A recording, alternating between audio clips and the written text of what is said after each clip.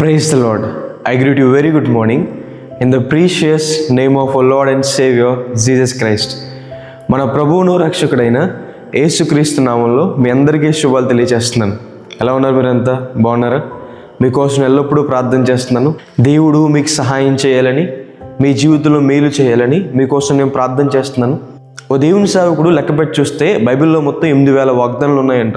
ఆదికాండం మొదలుకొని ప్రకటన గ్రంథం వరకు కూడా. దేవుడు ఎందుకు వాగ్దానాలు మనకు అనుగ్రహించారు? బైబిల్ చదివిస్తుంది దేవుని వాగ్దానాలు అమూల్యమైనవి, అత్యధికమైనవని. ఆ వాగ్దానాలు మనకు ఎందుకు అనుగ్రహించబడ్డాయంటే అవి మన జీవితం నెరవేర్చబడ్డానికే, మనల్ని దురాశల నుండి, భ్రష్టత్వం నుండి తప్పించడానికే. కాబట్టి ప్రతిరోజు వింటున్న ఈ వాగ్దానాల మీద విశ్వాసం ఉంచండి. దేవుడు ఆ వాగ్దానాలు మీ పట్ల నెరవేరుస్తాడని. యేసు ప్రభువులో ప్రతి వాగ్దానము అవునున్నట్టుగానే ఉన్నాయని దేవుని వాక్యం సెలవిస్తుంది కదా. ఆయన ఆశ్రయించిన మన జీవితాల్లో దేవుడు తన వాగ్దానాలు నెరవేరుస్తారని. ప్రతిరోజు కూడా బైబిల్ గ్రంథంలోంచి ఒక వాగ్దానం ధ్యానం చేస్తున్నాం కదా. ఈరోజు కూడా ఒక వాగ్దానం ధ్యానం చేద్దాం. చూడండి, బైబిల్ చిన్న వాళ్ళంతా ఓపెన్ చేయండి. ద్వితీయోపదేశకాండము 4వ అధ్యాయము 31వ వచనంలో రాయబడింది. నీ దేవుడైన యెహోవా కనికరము గల దేవుడు గనుక ఈ చెయ్యి విడువడు. హల్లెలూయా. దేవుడు కనికరం కలిగిన వాడని, జాలి దయ కలిగిన వాడని దేవుని వాక్యం సెలవిస్తుంది. దేవుని కనికరాన్ని మన జీవితంలో ఎప్పుడు పొందుకుంటాం? తన అతిక్రమాన్ని దాచిపెట్టేవాడు వద్దలేడు, కానీ దాన్ని ఒప్పుకొని విడిచిపెట్టేవాడు కనికరం పొందిన దేవుని వాక్యం సెలవిస్తుంది. ఒక వ్యక్తి దేవుని దగ్గరకు వచ్చి తన పాపాలు ఒప్పుకున్నప్పుడు దేవుడు అతని మీద కనికర పడతాడని, జాలి పడతాడని దేవుని వాక్యం సెలవిస్తుంది. కనికరం గల దేవుడు మన జీవితంలో చేసే మేలు ఏంటి? ఆయన మనల్ని విడిచిపెట్టక తోడై ఉంటాడని. కష్టాల్లో, శ్రమల్లో, ఇబ్బందుల్లో, అనారోగ్యాల్లో ఎంతమంది విడిచిపెట్టేసినా సరే దేవుడు మాత్రం మనల్ని విడిచిపెట్టరని. హల్లెలూయా.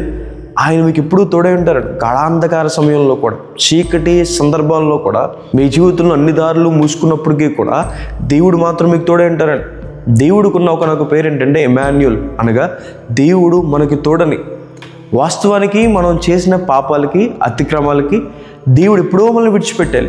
అయితే దేవుడు కనికరం కలిగినవాడు కాబట్టి, జాలి కలిగినవాడు కాబట్టి, దీర్ఘశాంతం కలిగినవాడు కాబట్టి ఆయన మనల్ని విడిచిపెట్టట్లేదని, ఆయన మనల్ని నడిపిస్తున్నాడని. దేవుడు తోడై ఉంటే మనం చేసే పనుల్లో, ప్రయత్నాల్లో ఆశీర్వాదం, సఫలత కలుగుతుంది. దేవుడు తోడై ఉంటే శాంతి, సమాధానం కలుగుతుంది. దేవుడు తోడై ఉంటే మనకి విజయం దొరుకుతుంది. దేవుడు తోడై ఉంటే కాపుదల, భద్రత. దేవుడు కనికరం కలిగినవాడు కాబట్టి ఆయన నీకు తోడుగా వస్తాడు. ఆయన నీ చేతిని ఎప్పుడు విడిచిపెట్టని దేవుని వాక్యం సెలవిస్తుంది. కనికరం కలిగిన దేవుడు మన ప్రార్థన అంగీకరిస్తాడని దేవుని వాక్యం సెలవిస్తుంది. బైబిల్లో అనేక మంది ప్రార్థనలు దేవుడు అంగీకరించారు. రాజులు, అధికారులు, సామాన్యులు ఆయన నామను ప్రార్థన చేయగా దేవుడు వారి ప్రార్థన ఆలకించారని. ఈరోజు మీరు యేసు నామమున చేసే ప్రతి ప్రార్థనకి కూడా జవాబు ఉందని. దేవుడు మన మీద జాలిపడి మన ప్రార్థనలకి జవాబు అనుగ్రహిస్తారని. క్రీస్తు ప్రభు వారి దగ్గరికి విస్తారమైన సమూహం వచ్చినప్పుడు బైబిల్ చదివిస్తుంది దేవుడు వారి మీద కనికరపడి వారిని స్వస్థపరిచారని. ఈరోజు ఏ అనారోగ్యం గుండా వెళ్తున్నారు, ఏ బలహీనత గుండా వెళ్తున్నారు, దేవుని వాక్యం సెలవిస్తుంది దేవుడు మీ మీద జాలిపడి, కనికరపడి దేవుడు మిమ్మల్ని స్వస్థపరుస్తారని. హల్లెలూయా. ఆయన మిమ్మల్ని బాగు చేస్తారు. మీరు కోల్పోయిన ఆరోగ్యాన్ని దేవుడు మీకు మరలా తిరిగిస్తాడని. కనికరం కలిగిన దేవుడు మన జీవితంలో అద్భుత కార్యాలు చేస్తారని. ఈ అద్భుత కార్యం కోసం మీరు దేవుని వెతుకుతున్నారు. దేవుని మీరు ఆశ్రయించినప్పుడు దేవుడు మీ మీద కనికరపడి, జాలిపడి మీ జీవితంలో అద్భుత కార్యం చేస్తారని. ఆ కార్యము మీ పట్ల దేవుడు సఫలపరుస్తారని. బైబిల్లో ఒక మాట రాయబడి ఉంది, కనికరము గల దేవుడు ఆయన మనకు నూతన స్వభావాన్ని అనుగ్రహిస్తాడని. హల్లెలూయా. పాపాన్ని అసహించుకునే స్వభావం, దేవుణ్ణి ప్రేమించే స్వభావం, పరిశుద్ధతను ప్రేమించే స్వభావం, నీతి న్యాయాన్ని ప్రేమించే స్వభావం, అలాంటి స్వభావాన్ని దేవుడు మనకు అనుగ్రహిస్తాడు. నూతన మనస్సుని, నూతన బుద్ధిని దేవుడు మనకు దయచేస్తాడని. కనికరం గల దేవుడు మన జీవితంలో ఎన్ని మేలు చేస్తాడని. ఒక వ్యక్తి దేవుని దగ్గరికి వచ్చి తన పాపాలు ఒప్పుకున్నప్పుడు దేవుడు ఆ వ్యక్తి మీద కనికరపడతాడు. దేవుడు అతనికి తోడై ఉంటాడు. దేవుడు అతని ప్రార్థనలు ఆలకిస్తాడు. దేవుడు అతన్ని స్వస్థపరుస్తాడు.